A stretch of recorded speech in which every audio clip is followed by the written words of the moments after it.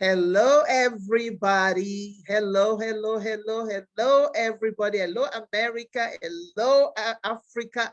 Wherever you are, all over the world, thank you so much for joining me here. I am so excited today.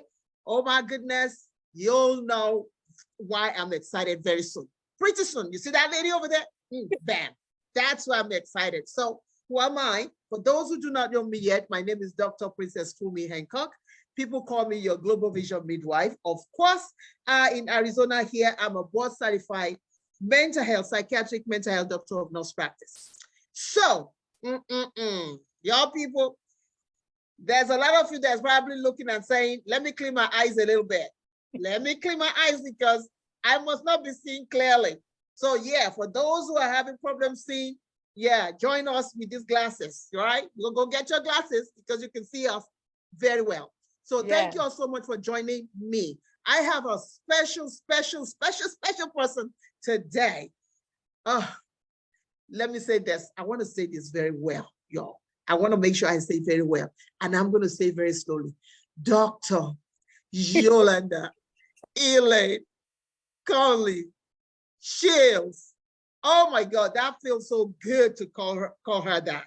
So thank you so much for joining me. Thank you for joining me with this conversation. Well, hello. Yeah, those that are looking and wondering, you are seeing clearly. You are seeing clearly. God is always working on our behalf, and he knows our destinies. He knows where we're going. He knows who we're connected to. And so, Dr. Fumi, I am so glad to be with you. I'm glad to say Doctor. That's right. Yes.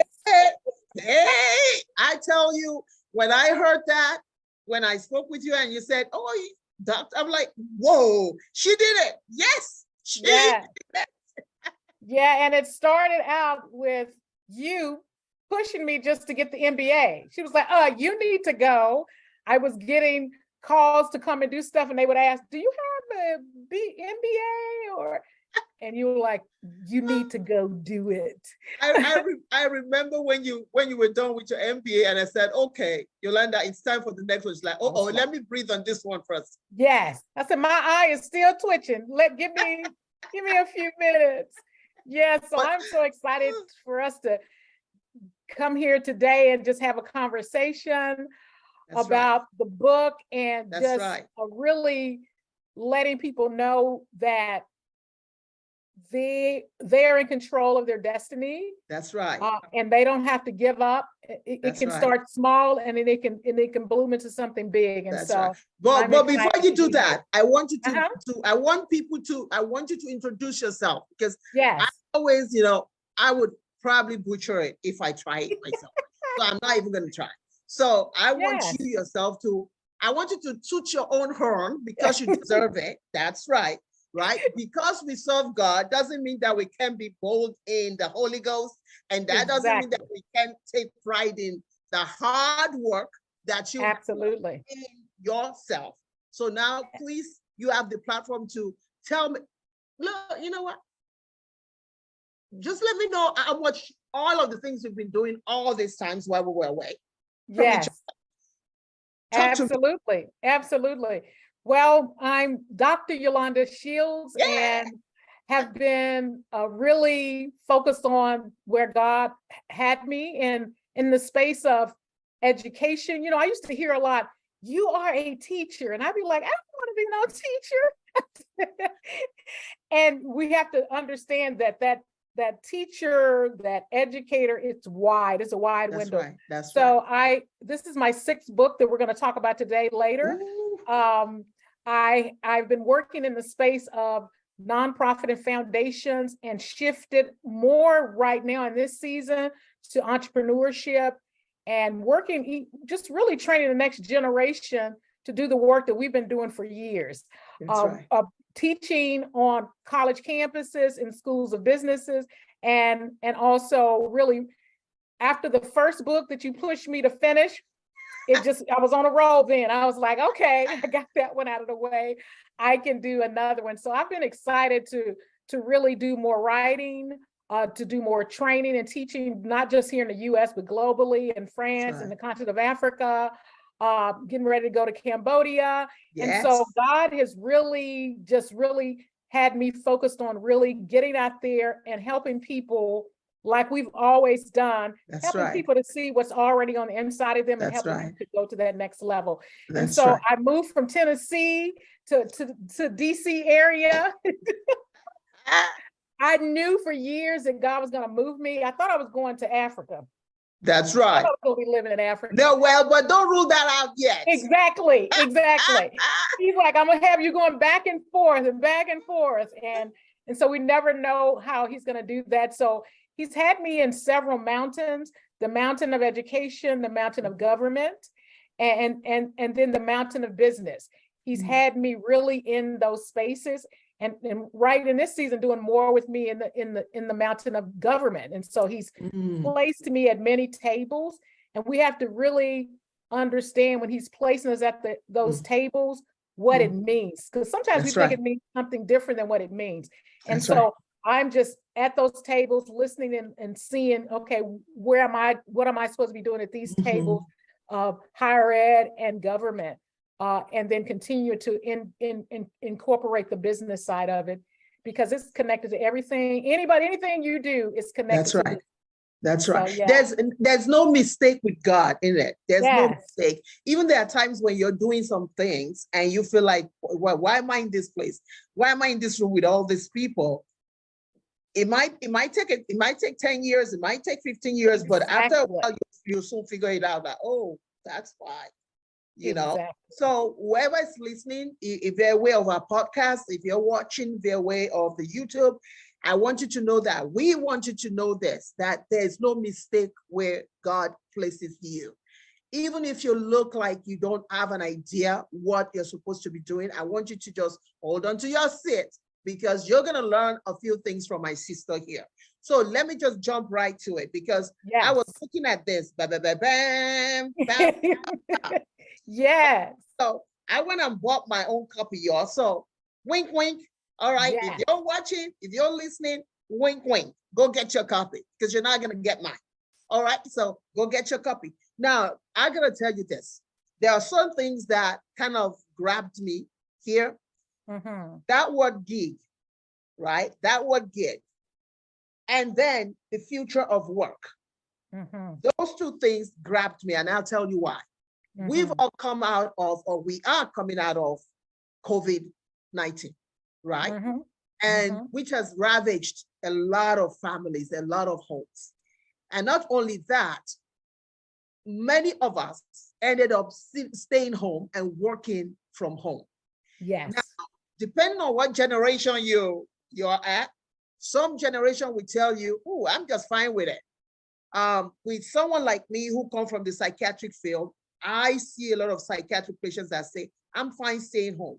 But then you also have a generation that is like, yeah, we love to stay at home to work, but when we're working, we're connecting, even though we're home. Right. Absolutely. So that's the future of work. Yes. Today, I want you to break this down. Yes. This word gig, because a lot of times people will look at gig where I'm looking like a gig right now with my glasses. Now, at my age, I really don't care. All right. Yes. Some people who care, right? So that word gig has a different connotation now with what's going on with us coming out of COVID, the pandemic, literally all over the world. So talk to me about that. What made you choose the gig economy? I want you to focus on that for me. Yes.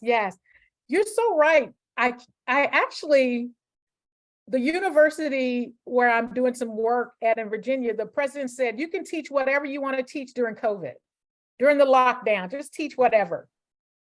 And I said, oh, I'm gonna teach the gig economy. Even when I said it, I didn't know what the content was going to be. I just knew for exactly what you said. During the pandemic, a lot of people that were in the hospitality sector were the first ones to be sent home or lose their job. That's right. And when they started opening back up, they realized, oh, I don't want to be in that sector because we're the first ones to go home. That's right. And if you think about the gig, even back in the day, a lot of times it was used for musicians and singers. I'm going to do this gig. That's right. Now with the shared economy, from the Ubers to the Lyfts to starting your lawn business, a lot of things shifted after we came out of the pandemic because people realized, oh, I have been home all of this time, and I've realized that I could be doing some other things. That's right. I had this time to really just kind of breathe and think about it. And what I saw was, even with the government, they didn't realize how many people were side contractors or doing work on the side and freelancing until the pandemic. When they now, had that to doesn't give them surprise me, unemployment. sister. That doesn't They surprise did not me. realize how many of those people are working like that. And when they realized, oh, we got to give them unemployment as well. So they came up with a new law that actually made that happen, which they have never done.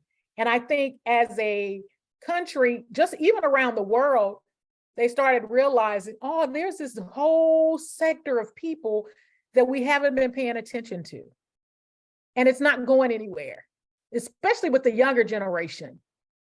They're doing more of that, saying, I think I can do this on my own. I can work for you as a cybersecurity, or I can go work on my own and do it. That's right. That's right. And so I wanted to really prepare those that really want to not only just do it as a side hustle or a side gig, but want to transition and do it full time. And what does it take for them to be able to do that? It doesn't happen overnight. And if they don't have the tools in their toolbox to be able to make that shift, they can actually get in trouble. And so wow. Now I like what you just said about, because okay, so when you talked about that gig, I was thinking about something else. Now you kind of clarified a little bit for me. Because usually in my generation, when you talk about gig, you talk about somebody that looks like me, right? Glasses, techno person, technocrats, don't want to go anywhere but just banging at the computers. Yes, exactly. But here it is a geek. Different. The generation, our generation, this current generation can actually say they're gigs, and they can wear it proud. Unlike in the olden days, if you call somebody a gig, they'd be like, huh? Don't call me that. But this generation, they wear it well because they understand this is a gig for me. But you now are saying, I want you to take that gig and transition it into a destiny, transition it into a passion, a lifelong passion, transition it into something that you could do forever and ever and ever, not just a short-term thing, but something that is part of you. Is that what I'm hearing? Absolutely. Absolutely. Everybody is looking for multiple streams of income. So some people will say, I want to have an extra $5,000 for the year. They may find something they can do on the side and realize, oh, I made more than 5,000. Oh, I think if I do this 3 more months, I might be able to leave my full-time job and do this full time. Wow. Yes. Wow.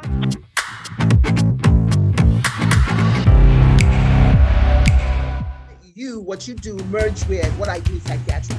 Because I can testify to what you just said now, because a lot of my patients, many of them were working in the service industry. And so when they got sent home, they had to come up with things. People were doing Uber, people were doing